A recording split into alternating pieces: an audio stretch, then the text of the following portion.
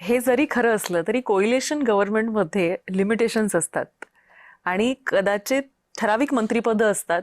मित्रपक्षांनाही मंत्रिपदं द्यावी लागतात आणि ह्या सगळ्या आकड्याच्या गोळा बेरजेमध्ये कुठेतरी अनेकदा म्हणजे ज्यांना ड्यू असतं त्यांनाही ते मिळू शकत नाही असंही होतं. हे बघा, आता एकदा कोलिएशन सरकार असेल तर त्याचे काही फायदे आणि काही तोटे आहेत. तुम्ही म्हणताय तो तोटा आहेच. आणि सर्वाधिक पक्ष आमचा पक्ष आहे. 137 आमदार आज भारतीय जनता पार्टीचे आहेत. पण मी सुरुवातीलाच म्हटल्याप्रमाणे आम्ही हिंदुत्वाच्या विचाराकरता काम करणारे लोक आहोत आणि त्यामुळे आम्ही शिवसेनेला आमच्या बरोबर घेतलेलं आहे. आमची युती वर्षानुवर्ष आहे. स्वर्गीय प्रमोद महाजनांनी 89ला ती युती महाराष्ट्रात घडवून आणली आणि त्याच्यामुळे जेव्हा तुम्ही सगळ्यांना बरोबर घेता तेव्हा त्याचे काही फायदे काही ड्रॉबॅक्स हे असतात. पण ते गृहीत धरूनच राजकारणामध्ये लोक काम करत असतात आणि तसंही मी करतोय. पण ह्या सगळ्यामध्ये पक्षाकडून मोठी जबाबदारी मिळावी किंवा ह्याच्यासाठी कधी प्रयत्नशील होतात का? आणि पक्षात पण आता तुमच्या इतकी लोक आली आहेत की खरे भाजपचे कोण आणि बाहेरून आलेले किती, असा खरं तर संभ्रम निर्माण व्हावा अशी परिस्थिती आहे. असं असताना तुमच्यासारख्या नेत्याची कुचंबणा होते का?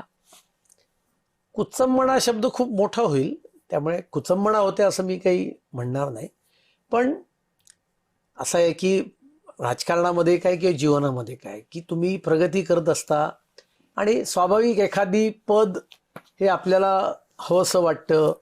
आपण त्या पदावर गेलो तर अधिक चांगल्या पद्धतीने काम करू शकू असं कुठल्याही व्यक्तीला वाटतं. तसं मलाही वाटत असतं आणि त्याच्यामुळे प्रयत्न करत नाही अशातला भाग नाही. पण तेवढ्याकरताच राजकारणामध्ये आहे असंही अजिबात नाही आणि त्याच्यामुळे प्रयत्न करत असतो. पण शेवटी हा पक्ष आहे आणि त्यामुळे पक्ष म्हणजे एक विशाल प्रभाव असतो आणि हा पक्ष माझ्याकरता नाही चालत आहे. हा पक्ष देशाची सेवा करण्याकरता चालतोय.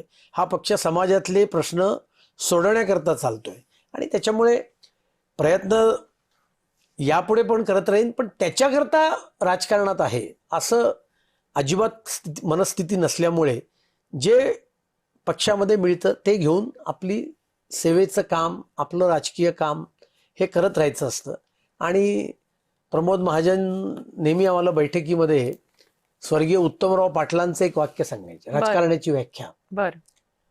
आणि ते असं म्हणायचे की उत्तमराव पाटलांनी जी राजकारणाची व्याख्या केलेली आहे ती जगातले मोठमोठे पॉलिटिकल सायंटिस्ट करू शकणार नाहीत. बरं. अशी उत्तमराव पाटलांनी राजकारणाची व्याख्या त्यांना सांगितली होती. त्यांनी असं म्हटलं तर राजकारण म्हणजे पदोपदी मनाविरुद्ध घटना घडत असताना करणं ते राजकारण. आणि ही इतकी चांगली व्याख्या आहे आणि त्यामुळे खरं सांगायचं तर प्रत्येक व्यक्तीला वाटतो जीवनामध्ये त्याच्या मनाविरुद्ध सगळं घडतंय. घरात असेल, दारात असेल, बाहेर असेल, ऑफिसमध्ये असेल. आणि त्यामुळे मला वाटतं हा एक मोठ्या माइंडसेटचाही सुद्धा प्रश्न आहे आणि त्याच्यामुळे जे जबाबदारी मिळेल ती जबाबदारी पूर्ण क्षमतेने पार पडणं हे नेहमी करत राहणं हेच मला वाटतं जीवनातलं आपलं ध्येय किंवा उद्दिष्ट हे असलं पाहिजे.